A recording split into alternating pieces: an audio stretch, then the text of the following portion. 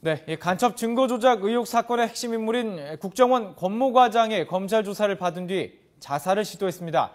이번 주 국정원 윗선 수사에 속도를 내려던 검찰 계획에 차질이 불가피할 것으로 보입니다. 취재기자 연결하겠습니다. 권종규 기자. 네, 서울중앙지검입니다. 네, 이달 초였죠. 국정원 협력자 김모 씨가 자살을 기도했었는데 이번엔 국정원 간부입니다. 자살을 기도했다고요. 그렇습니다. 국정원 권 과장이 자살을 기도한 건 그제 오후 1시쯤입니다. 경기도 하남시에 있는 중학교 앞 승용차 안에서 의식을 잃은 채 발견됐습니다. 당시 차 안에는 재만 남은 번개탄이 있었던 것으로 전해졌습니다. 주차하려던 한 여성이 권 과장을 발견해 신고했고 인근 강동 경희대병원으로 옮겨졌다 상태가 심각해 서울 아산병원 중환자실로 이송됐습니다. 권 과장은 아직 의식을 찾지 못하고 있고 국정원이 신병을 보호하고 있는 것으로 알려졌습니다.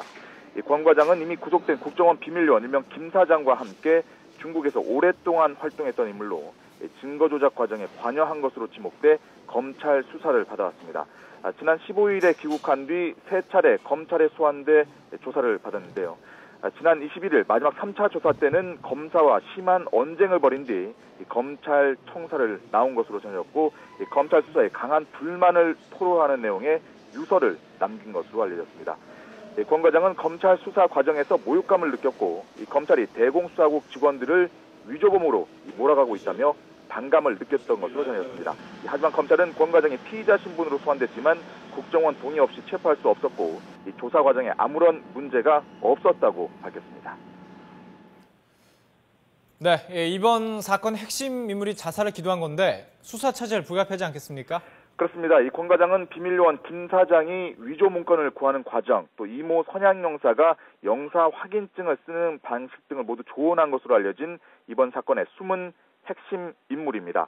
하지만 위조 문서 3건 입수 과정에 모두 관여한 권 과장이 자살을 기도하면서 검찰 수사에도 차질이 불가피해 보입니다. 검찰은 지난주 며칠 안에 중요 부분에 대한 수사가 마무리될 것이라고 밝히며 수사가 진전되고 있음을 시사했습니다. 특히 권 과장의 직속 상관인 대공수사팀 이모 팀장을 소환하며 윗선 수사에 대한 기대감을 더욱 키웠습니다.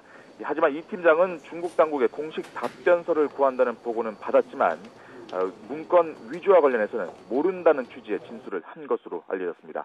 여기에 국정원 간부가 자살까지 기도하면서 유우성 씨 간첩 사건 항소심 재판을 닷새 앞두고 이 검찰의 수사 계획에 차질이 빚어질 가능성이 높아졌습니다.